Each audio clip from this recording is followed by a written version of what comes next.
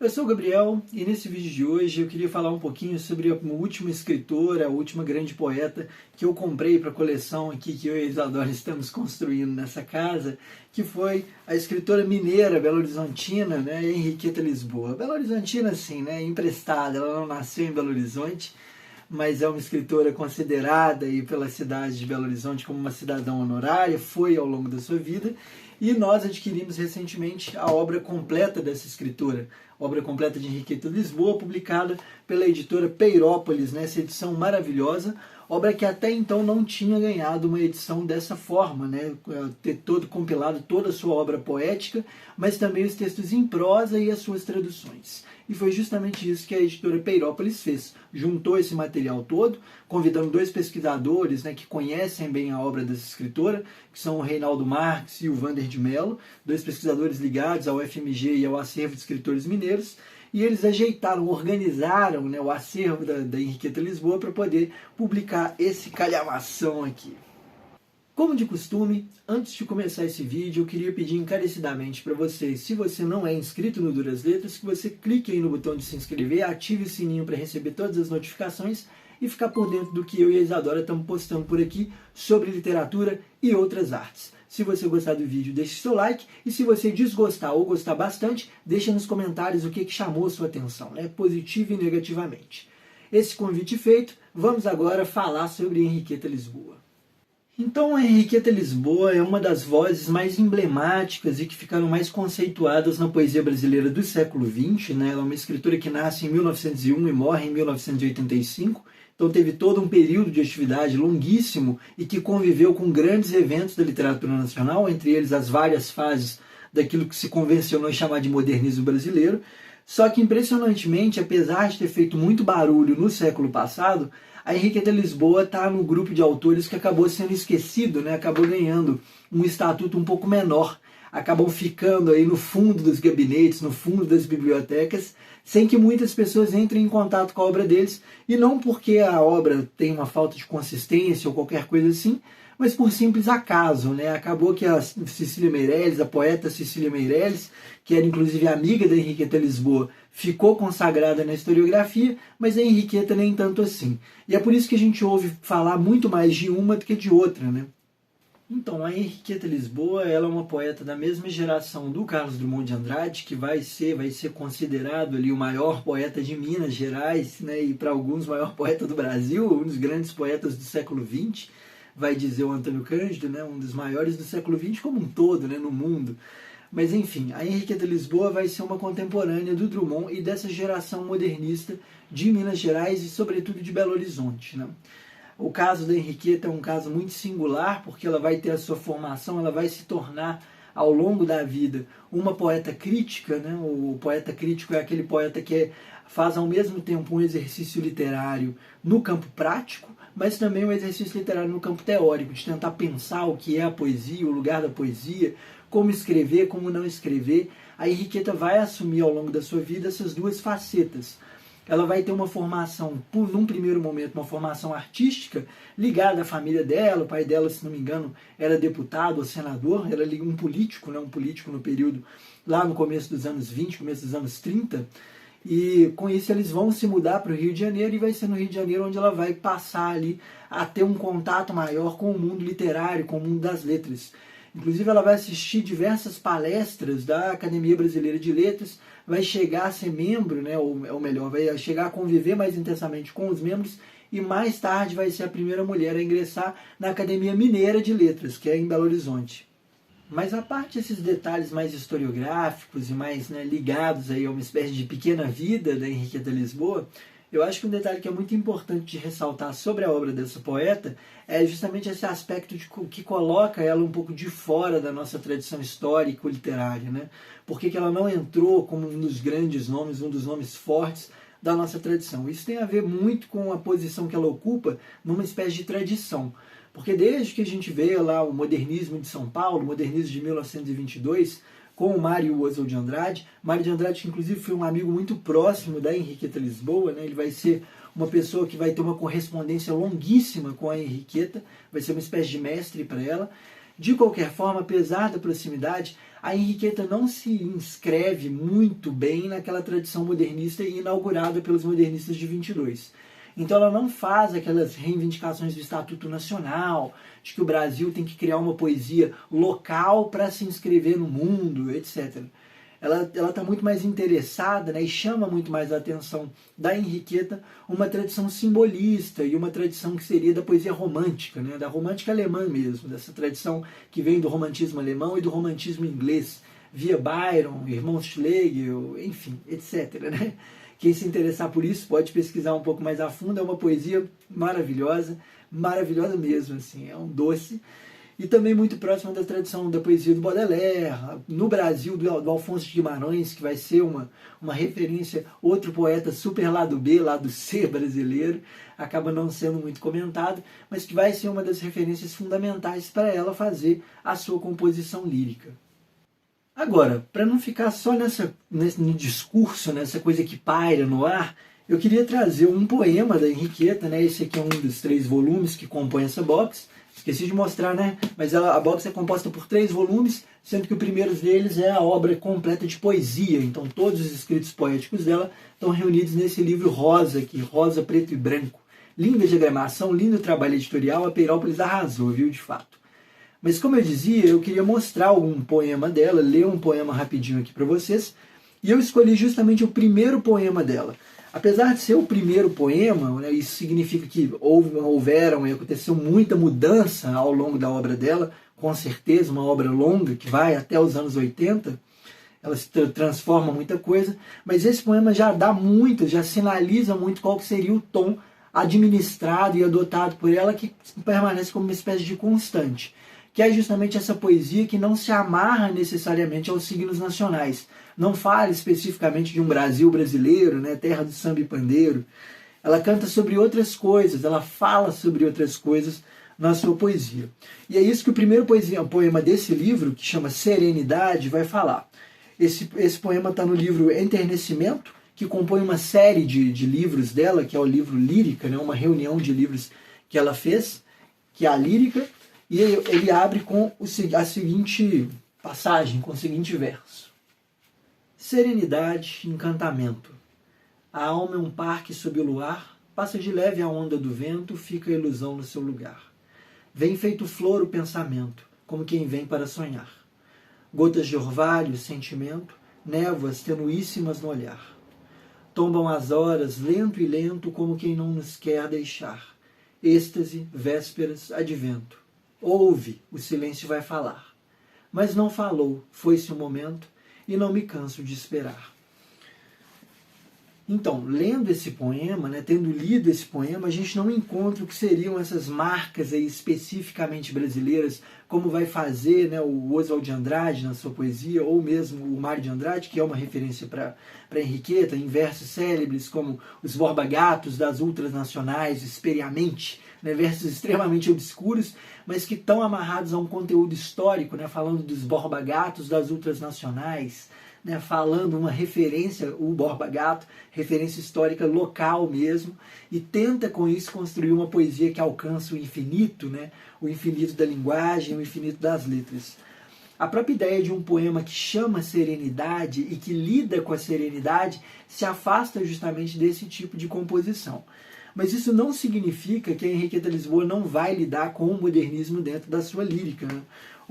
A própria construção de versos nominais, versos do tipo serenidade, encantamento, é o primeiro verso do poema, ou esse que eu adoro muito, que me lembra o Mallarmé, êxtase, vésperas, advento. Né? Lembra um pouco Solitude, Recife, Étoile, né? Solidão, Recife, Estrela, que é um verso célebre do Mallarmé. Mas, enfim, esse tipo de construção, versos nominais, é típico da poesia modernista. Ou seja, a Henriqueta Lisboa vai ser uma poeta que vai se incluir nessa tradição no meio do caminho, entre uma espécie de passadismo simbolista e uma tradição que seria a tradição modernista, da transformação e da renovação literária. Eu acho muito interessante pensar o Serenidade também, principalmente vindo de uma leitura, né, mais recente da Cecília Meirelles. Eu ultimamente tenho lido a obra da Cecília, estou pegando os primeiros livros dela, Viagem, Vaga Música, Mar Absoluto, para lê-los, né, tentar encarar essa poesia. E é inevitável ler, agora que eu comprei Henriqueta Lisboa, né, estou aqui encarando essa poesia dela também, estabelecer essas semelhanças entre as duas poetisas, né, essas duas grandes poetas da literatura brasileira. E essa forma de lidar com a tradição, que é uma espécie de despertencimento, né, vamos dizer, acho que essa é a palavra, né, despertencimento do mundo. A Cecília Meirelles vai usar a expressão ausente do mundo, né, eu sou muito ausente do mundo. E a sensação que dá é que a Henriqueta Lisboa também passa por essa espécie de sentimento. Esse poema mesmo que a gente leu, né, a ideia de uma serenidade, passa por essa expectativa com relação ao mundo em que ela não está. Essa poesia não é cantada desse mundo físico que a gente está aqui. Ela canta a sua poesia, ela elabora a sua poesia de um outro lugar, uma outra instância, que seria justamente a instância do silêncio, do mistério, da noite, da confissão, né? Esses signos todos vão se construir dentro da obra da Henriqueta Lisboa. Me parece, não li muita coisa ainda, mas me parece a semelhança do que faz a Cecília Meirelles, né? Esse lugar de um lugar transfigurado, né? Essa é a expressão, um lugar onde acontece uma transfiguração, uma poeta que está no além e em diálogo com esse além. Um último comentário, antes de a gente passar para um próximo poema, um outro poema que eu queria ler dela também, eu queria falar sobre um movimento que o Serenidade parece ter, né? Esse poema Serenidade. Eu vou deixá-lo na descrição desse vídeo para que você possa acompanhar, lógico, né? Acho que é mais fácil deixar inclusive como primeiro comentário. Mas esse poema parece ter um movimento que faz justamente esse lugar, sai desse lugar da transfiguração para uma espécie de fracasso diante da perda desse lugar transfigurado. Então o poema começa com essa serenidade, esse encantamento, vem feito flor o pensamento, gotas de orvalho e sentimento, e termina com esse ápice, né, com esse clímax que é ouve, o silêncio vai falar.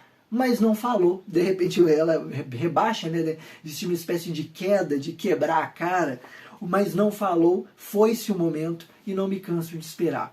A relação da espera aí é muito importante também, porque ela para mim, assume um caráter um tanto quanto metapoético, né? Então, existe uma espécie de estado de poesia, em que essa poeta está vivendo ele, escrevendo durante ele, e quando ela escuta, né, ela vai escutar o silêncio, que é justamente quem oferece a matéria para esse mundo transfigurado, o silêncio não fala e ela volta ao estado de espera. De espera do quê? Espera desse estado poético, né? A espera da inspiração, se a gente quiser usar essa palavra antipática, né, da teoria literária, mas a espera é a espera justamente de uma espécie de inspiração do estado poético. O segundo poema que eu quero ler aqui nesse vídeo, né, também tem um pouco dessa dimensão da transfiguração, né, de um mundo transfigurado, e ele vai falar justamente, ele abre com um verso que eu achei fortíssimo, lindíssimo, que é Eu sou a amiga dos que sofrem. Esse poema é um poema convite e ele também faz parte desse primeiro ciclo do livro, né, que é o ciclo lírico, né, em que ela reúne vários livros. O livro do qual esse poema faz parte é o Prisioneira da Noite. O nome também muito bonito, né? Prisioneira da Noite. Essa imagem é uma imagem muito forte e muito lírica, né? Com o perdão do clichê. Mas então vamos ler o convite, né? Esse poema convite que está nesse livro Prisioneira da Noite. Eu sou a amiga dos que sofrem. Aproxima-te do meu coração amado. Amado, conta-me teus segredos. Onde nasceu a tristeza que nos teus olhos mora? Que causa tem a palideus que unge teus lábios e esse tremor que tuas mãos comunicam às minhas? Por que não vens, à hora confidencial do crepúsculo, sobre o branco de pedra esquecido entre as árvores, junto à fonte chorosa e os afagos do vento perfumado de flores, derramar no meu coração as palavras reveladoras que me fariam participar da tua amargura, do teu desespero ou simplesmente do teu cansaço de viver? Quando desfalecesse a tua voz em sussurro e o luar surgisse acariciando o céu em penumbra, talvez, amado, talvez sorrisses, vendo aflorar nos meus olhos noturnos a lua pequenina da lágrima. Aqui, também muito a semelhança do que a Cecília Meirelles vai fazer, ela estabelece uma espécie de sujeito a quem se dirige, né, a um interlocutor nessa poesia, que é esse tu, o amado, né, o amado que a gente não sabe quem é. Mas esse amado, ele tem algumas coisas, algumas qualidades, algumas características que são poderosíssimas e dizem justamente sobre aquele mundo ao qual a poeta quer acessar, né, um mundo que ela gostaria de acessar, mas que infelizmente não se mostra de todo a ela. Ele vem, ele aparece de um jeito muito espontâneo, né, e intempestivo, chega sem ser convidado. Então o amado seria justamente aquele sujeito que pode derramar no meu coração as palavras reveladoras, que me fariam participar da tua amargura, né? Participar da amargura, do teu desespero ou simplesmente do teu cansaço de viver. Inclusive esse verso do cansaço de viver é até muito importante chamar a atenção para ela, porque a Henriqueta Lisboa, durante uma boa parte da sua vida, foi considerada a poeta da morte. Tem a ver, com certeza, com a publicação desse livro, que vai ser o livro mais consagrado dela, O Flor da Morte. Eu tenho essa ediçãozinha publicada pela editora UFMG, né, a editora universitária, que compila aqui todos os poemas. É uma edição bem feita, né, apesar do papel ser papel branco, que cega um pouco os nossos olhos. É uma edição muito boa para rabiscar, sobretudo. Eu gosto muito para rabiscá-la. E foi meu primeiro contato com a Henriqueta Lisboa na poesia, né? Esse foi o primeiro livro que eu comprei e o primeiro livro que eu li. Mas a Henriqueta ficou conhecida como a poeta da morte. Então a ideia de um cansaço de viver já coloca esse ponto de vista da morte, essa necessidade de morte, que seria mais tarde atribuída à poesia dela. Porém, a poesia aqui, o fato de aparecer a coisa da morte, né? A morte sempre está em diálogo e advogando junto com a vida na poesia da Henriqueta. Pelo menos na poesia até onde eu li. Então sempre que a palavra morte aparece, ela está associada também a uma espécie de bom vivant, né? De bom viver. Ela não vem sozinha, não é simplesmente uma celebração ou uma romantização da morte. É pensar a morte como lugar de nascimento também, a morte como algo que faz nascer alguma coisa que nos faz querer viver. Então, assim, é quase como dizer aquele velho clichê de que a beleza da vida é existir um fim. A beleza da vida é, de fato, a gente morrer, né? As flores de plástico não morrem e por isso elas são mais toscas, mais paias, vão dizer os titãs, né, naquela música célebre Flores. Mas como eu dizia sobre aquele mundo transfigurado e sobre essa ideia de uma realidade, um mistério que a gente não pode acessar, aqui nesse poema, né, esse poema da Henriqueta, a gente também vai encontrar isso com muita força, nesse convite, que é um convite ao mesmo tempo à inspiração, ao amado, né, esse sujeito que encampa a inspiração, que inspira a poeta, mas também ao próprio leitor, para que o leitor conheça um pouco desse mundo transfigurado e da beleza dele, né? A beleza desse mundo altanado, né? Esse mundo ao qual a gente não tem acesso, porque a gente vive nessa condição da miséria, né? A miséria do real, esse mundo empobrecido e desencantado. Então a poesia da Henriqueta Lisboa, assim como boa parte da poesia da Cecília Meirelles, está em diálogo com um mundo encantado e difícil de acessar, que a gente infelizmente não tem acesso direto. Quem tem acesso a esse outro sujeito, essa outra persona, o outro corpo, o outro poeta, né, ali da Cecília Meirelles, e nesse caso da Henriqueta Lisboa, esse amado que podia chegar e me contar sobre essas coisas, mas que no fim das contas não vai, porque o silêncio não fala.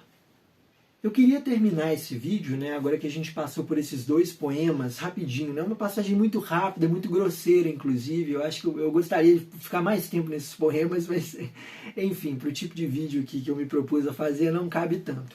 Mas eu queria, por fim, mostrar os 3 livros dessa edição, começando, claro, por esse livro da poesia completa, né, todos os poemas aqui.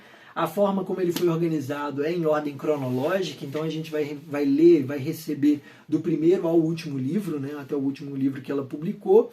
E no final, lógico, tem um índice com todos os poemas e também com os versos iniciais.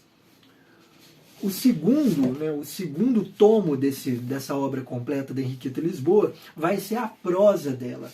Mas por estranho que pareça, prosa nesse caso não faz referência necessariamente a romances, contos e crônicas, como tradicionalmente é feito, né? Nesse caso, como eu disse que se trata de uma poeta crítica, né? Henriqueta Lisboa é uma poeta crítica, o que acontece aqui é que a gente vai ter uma série de ensaios dessa escritora falando sobre literatura, sobre o que ela estava lendo e sobre o que ela estava escrevendo. Então isso aqui é um material de pesquisa que para mim, por exemplo, que é da literatura, é incrível, né? Ver como que um poeta, um escritor moderno está pensando ali a tradição de escrita da modernidade na qual ela está inscrita, né? Na qual esse poeta está inscrito. Por fim, o último tomo é o de poesias traduzidas, né, da Henriqueta Lisboa. Eu achei maravilhoso porque começa aqui com alguns livros, alguns cantos da Divina Comédia de Dante, né? Ela traduziu alguns cantos do Purgatório. A Henriqueta, ela foi muito afeita à Divina Comédia, às traduções da Divina Comédia, então ela usava esse espaço também como uma forma de exercício poético. ela, assim como, mais uma vez, assim como a Cecília Meirelles, é uma poeta do metro, da técnica, né, do poema perfeito, esse poema que na engenharia, na artimanha de linguagem dele, ele é muito bem construído, sabe acentuar muito bem e sabe construir rimas riquíssimas. E nada melhor para isso do que traduzir Dante, que é um desafio enorme, já que ele tem aquele padrão, a trindade dantesca, né, os versos construídos com três, as estrofes construídas com 3 versos, naquele padrão de rima A, B, C, B, C, D, C, etc. Né? Essa espécie de corrente, né? Um verso que vai se construindo como corrente. Mas, além de ter traduzido Dante, ela traduziu também muitos poetas da tradição literária ocidental, sobretudo da matriz hispânica. Então ela traduziu alguns italianos e alguns hispânicos. Ungaretti, a Gabriela Mistral, que foi, né, Gabriela Mistral, né, Mistral, ixi, fugiu a pronúncia, Gabriela Mistral.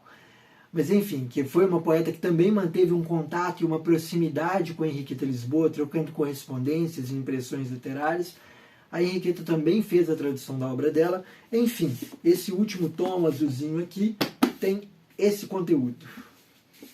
Por último, né, eu não podia deixar de mostrar o berço dessas obras, que é uma caixa de papelão reforçado, papel reforçado, e muito bonita, que serve de fato só para guardar esses livros e preservá-los aqui livre da poeira, né? Além de colocar dentro de estantes com vidro, isso aqui que eu deixo aqui é um absurdo, mas enfim, além de deixar no estante com vidro, é importante também colocar no berço do livro.